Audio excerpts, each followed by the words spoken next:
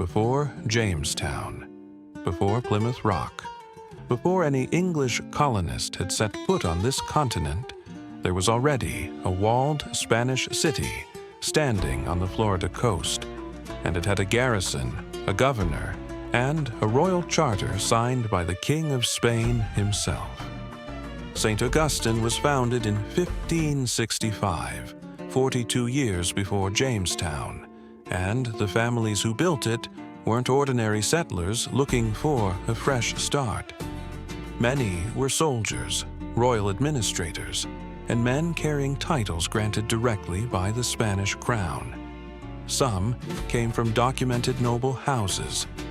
Others built something close to nobility once they arrived, defending a fortress that no enemy ever managed to capture by force.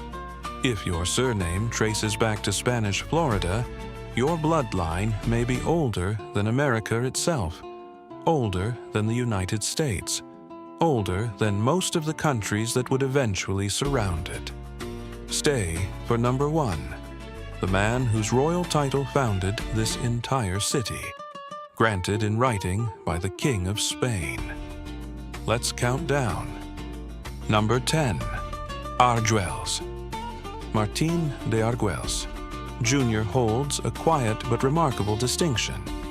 He was the first child of European descent known to be born anywhere in what's now the continental United States in 1566, just 1 year after St. Augustine's founding. His father was a common sailor, and his mother, Leonor Morales, was one of the settlement's first women. There's no noble title attached to this name, which is exactly what makes it worth including. Long before anyone worried about bloodlines and coats of arms, someone simply had to be born first, in a fort barely a year old, on a coastline that hadn't yet decided whether it would survive. Number 9, Solana. Alonso Solana arrived in St. Augustine in 1613 from a small town outside Madrid and married into a family already rooted there. The Solana name is one of only 2 surnames genealogists can trace continuously in Florida, from the earliest Spanish period straight through to today. When Spain briefly ceded Florida to Britain in 1763, and nearly the entire Spanish population fled to Cuba, a member of this family, Manuel Solana, was one of the few who stayed behind to settle the colony's affairs. Descendants of that decision still live in St. Augustine now, a bloodline that chose to remain when almost everyone else left. Number 8, Horitener. Luis de Horitener governed Spanish Florida in the 1630s, and his family's story runs deeper than one appointment. He later became Viceroy of Sardinia, and his own nephew, Pedro Benedict Horitener, succeeded him as governor of Florida after he left. 2 generations of the same family ruling the same distant colony wasn't an accident. Colonial Spain often kept power inside trusted noble households, and the Horiteners from Zaragoza were exactly that kind of family. Number 7, Hita y Salazar. Pablo de Hita y Salazar spent decades as a soldier before the Spanish crown made him governor of Florida in 1675. His defining legacy still stands today. He began construction of the Castillo de San Marcos, the massive coquina stone fortress that would go on to survive 2 full British sieges without ever falling. If your name carries this military lineage, your bloodline helped raise the walls of the only fort in early American history that genuinely never lost a fight. Number 6, De la Puente. Juan José Eligio de la Puente wasn't a soldier. He was something arguably rarer in a frontier colony, a trusted royal accountant.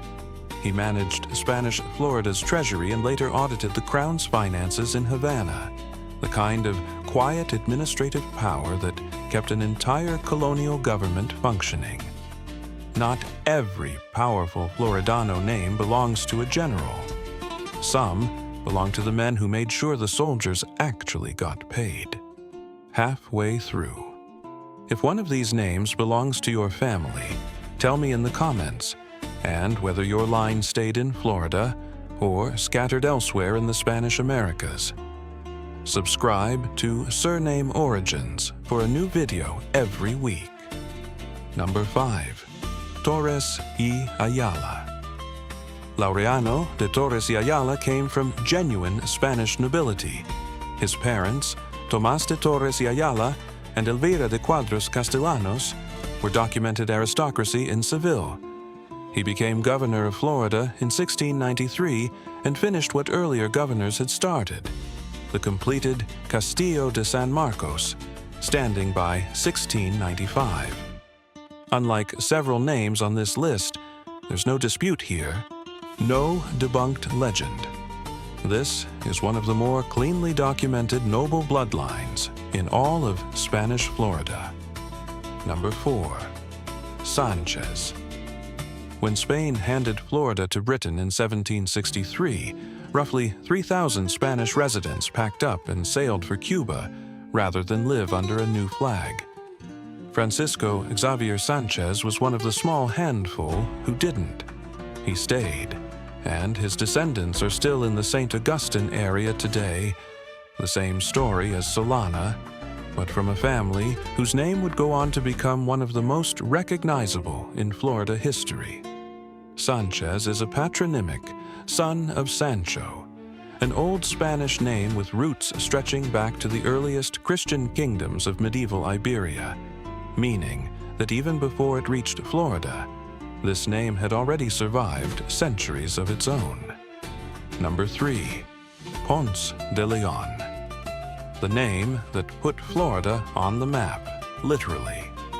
Juan Ponce de Leon belonged to a documented noble Spanish house connected to the Counts of Bailen, and he'd already served as governor of Puerto Rico before sailing north in 1513 in search of new territory to claim for Spain. He named the peninsula La Florida and claimed it for the crown more than 50 years before St. Augustine existed. His family's name didn't stop there either. A descendant, Nicolas Ponce de Leon II, later governed the colony his ancestor discovered, closing a loop most families only dream about. Number 2. De Soto. Hernando de Soto was born into minor Spanish nobility, and by the time he set out to conquer Florida in 1539, he'd already made a fortune serving under Pizarro during the conquest of the Inca Empire in Peru. His Florida expedition pushed further into the American interior than any European had gone before, and he and his men became the first Europeans to lay eyes on the Mississippi River. It's a legacy soaked in genuine noble blood, and in the violence that conquest carried with it, a part of this history that deserves to be remembered honestly, not just celebrated. Number 1. Menendez. Pedro Menendez de Aviles founded St. Augustine in 1565 under a formal contract, an asiento personally signed by King Philip II of Spain. That document granted him the title of Adelantado of Florida, a royal military governorship that came with sweeping authority over the entire territory. This isn't a family legend or a disputed pedigree. It's a direct, documented royal appointment in writing from the King of Spain himself, founding the oldest continuously occupied European settlement in the entire United States. If your name is Menendez, your bloodline carries a royal title that predates the United States by 211 years. 10 names. 10 families who built a Spanish city on the Florida coast before England had planted a single permanent colony anywhere on this continent.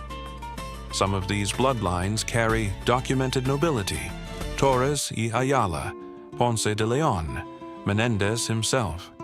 Others simply carry the weight of having stayed, generation after generation, in a place most people eventually left. Both kinds of history are real. Both are worth knowing. If your surname is on this list, tell me in the comments. And tell me if your family's story reaches back to St. Augustine. Subscribe to Surname Origins for a new surname origin video every week.